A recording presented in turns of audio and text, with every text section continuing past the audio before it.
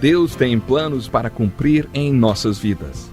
Essa é a mensagem de toda a Bíblia e é isso mesmo que estamos estudando aqui no Encontro com a Palavra, escrito pelo pastor Dick Woodward e narrado pelo pastor Edson Bruno. Fique atento a mais um programa que o Ministério Cooperativo Internacional leva a você. Com você agora, pastor Edson Bruno.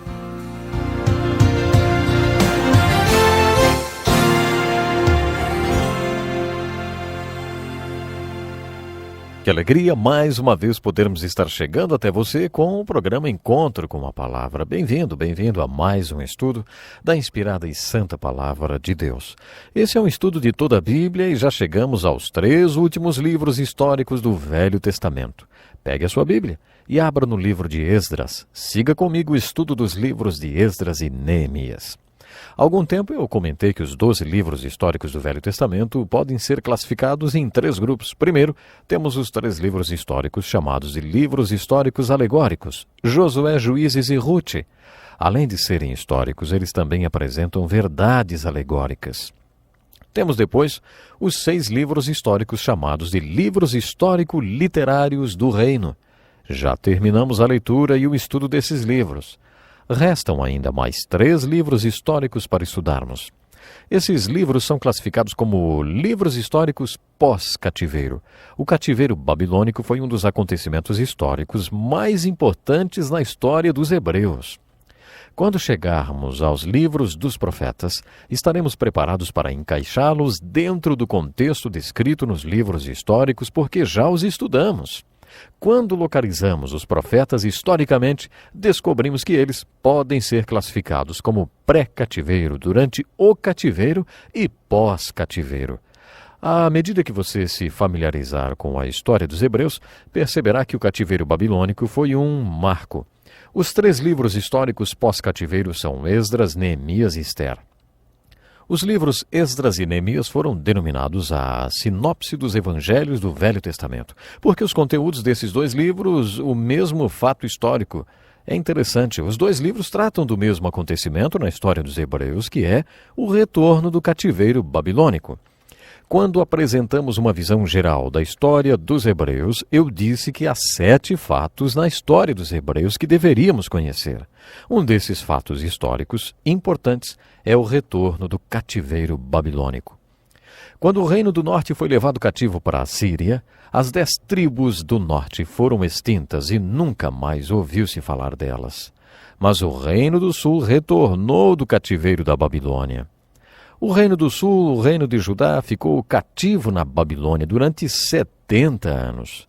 Então a Babilônia foi conquistada pela Pérsia, e assim que Ciro o Grande tornou-se imperador, lançou um decreto dizendo que todo o povo hebreu que estava cativo na Babilônia, atual Pérsia, estava livre para voltar e reconstruir o seu templo, sua cidade e sua nação. Muitas pessoas voltaram com as bênçãos de Ciro o Grande. Na verdade, Ciro ajudou financeiramente o povo nessa reconstrução. Quando falamos do retorno do cativeiro babilônico, temos que ter uma perspectiva histórica desse assunto. Ao iniciarmos a leitura dos livros de Esdras, Neemias e Ester, precisamos ter em mente que o retorno do cativeiro babilônico ocorreu em 3 partes.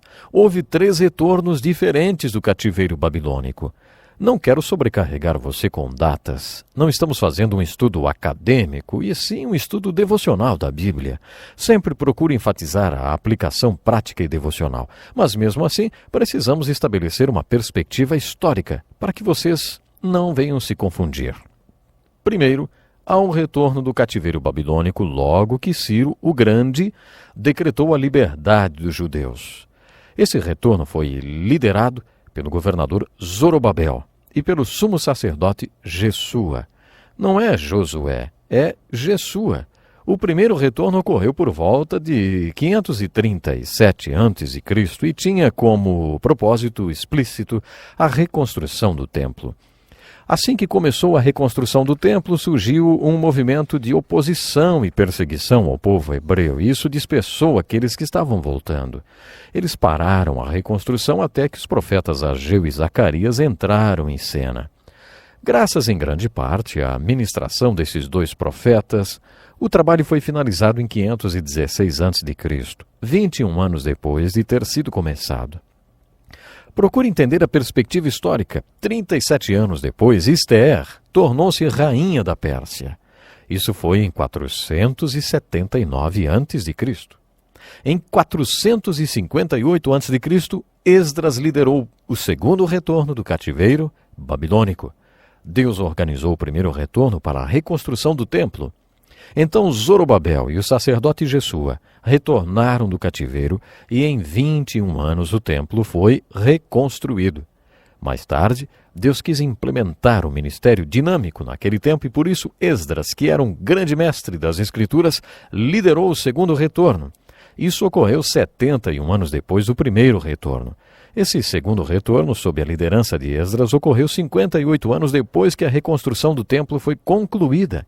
Neemias liderou o terceiro retorno, 13 anos depois do segundo. Era o terceiro. O propósito desse terceiro retorno era reconstruir os muros ao redor da cidade de Jerusalém. O seu retorno ocorreu 92 anos após o primeiro retorno e 71 anos depois da restauração do templo ter sido concluída. Ageu e Zacarias estavam envolvidos na reconstrução do templo, mas o profeta que estava envolvido na reconstrução dos muros de Jerusalém junto com Neemias era Malaquias. Os livros de Esdras e Neemias deveriam ser estudados paralelamente, porque possuem muitas semelhanças. Veja quais. A primeira é que, assim como os livros e crônicas, o autor desses dois livros foi a mesma pessoa, Esdras. Os estudiosos dizem isso porque o estilo de linguagem do hebraico nos dois livros é muito semelhante. Ambos lidam com o mesmo acontecimento da história dos hebreus, o retorno do cativeiro babilônico. Eles também são semelhantes porque o tema central dos dois livros é a obra que Deus está realizando. Nos dois livros, a obra de Deus é a reconstrução. Nos livros de Esdras e Neemias, a ênfase está nos padrões e princípios do homem que executa a obra de Deus. Se você está pensando em se envolver no trabalho de Deus, você precisa ler os livros de Esdras e Neemias. Eles apresentam princípios que devem ser seguidos. Nos livros de Esdras e Neemias, esses princípios são aplicados na construção do templo e dos muros da cidade. Hoje, Deus está construindo sua igreja no mundo em que vivemos. Esses princípios devem ser aplicados quando a obra de Deus é executada através de homens. Não importa se Deus está construindo um templo, um grande ministério, muros ao redor de uma cidade ou uma igreja. Outra semelhança entre os livros de Esdras e Neemias é que ambos apresentam ótimos modelos de liderança. Hoje, assim como nos dias em que os juízes julgavam em Israel, a liderança está falida. Hoje o povo de Deus precisa de modelos de liderança presentes sempre. E esses modelos nós encontramos nos livros de Esdras e Neemias. Esses líderes, Esdras e Neemias, eram diferentes no estilo de líder e dos talentos que eles tinham. Dentro de suas áreas de atuação, ambos foram ótimos líderes. Esdras era um escriba, um professor da palavra de Deus. Seu trabalho era mais voltado ao pastoreio. Neemias era um construtor pragmático e prático, um leigo. Esdras era um sacerdote e Neemias era um membro da congregação. Em Atos capítulo 6, lemos que os apóstolos decidiram que não deveriam mais administrar o programa de alimentação. Eles não deveriam largar a palavra de Deus para servir às mesas. Eles convocaram o povo de Deus e anunciaram: irmãos, escolham entre vocês 7 homens de bom testemunho, cheios do Espírito e de sabedoria. Passaremos a eles essa tarefa e nos dedicaremos à oração e ao ministério da palavra. Todos os dons espirituais são espirituais, mas alguns dons espirituais são pastorais e outros são práticos. Esses dois grandes líderes ilustram essa distinção. Esdras é um exemplo de alguém com dom pastoral. Neemias era tão espiritual quanto Esdras, mas era um leigo prático e pragmático. Neemias era um construtor. Ele é um exemplo de gente que faz. Esses dois líderes eram muito diferentes.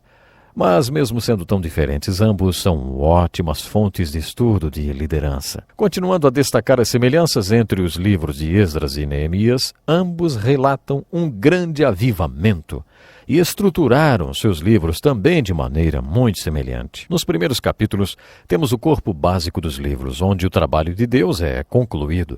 No mesmo lugar, nos dois livros, depois que o trabalho de Deus foi concluído, o povo afastou-se de Deus.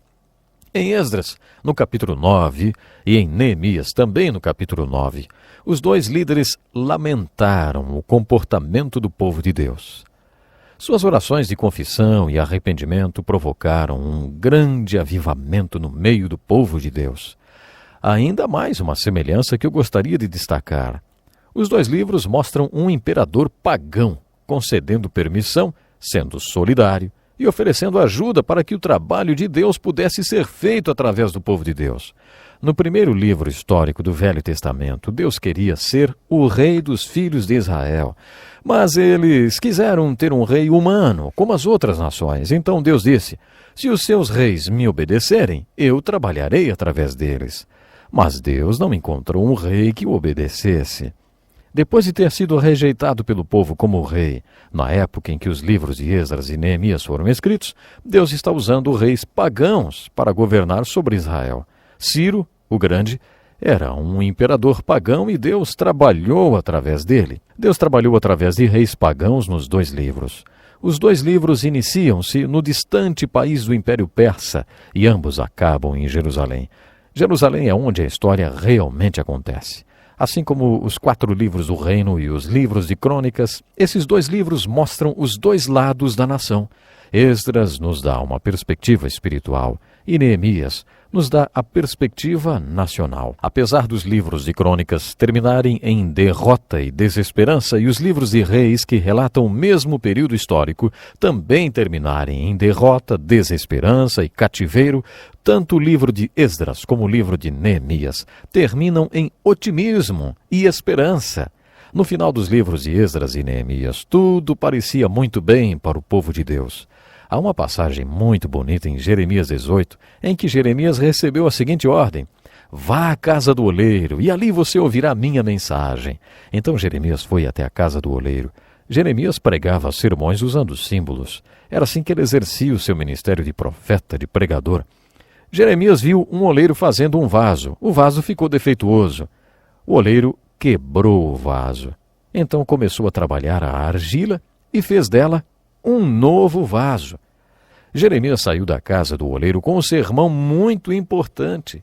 Esse sermão de Jeremias pode ser comparado ao sermão de Jesus sobre nascer de novo. A aplicação devocional e prática do reavivamento descrito no capítulo 9 dos livros de Esdras e Neemias é a mesma.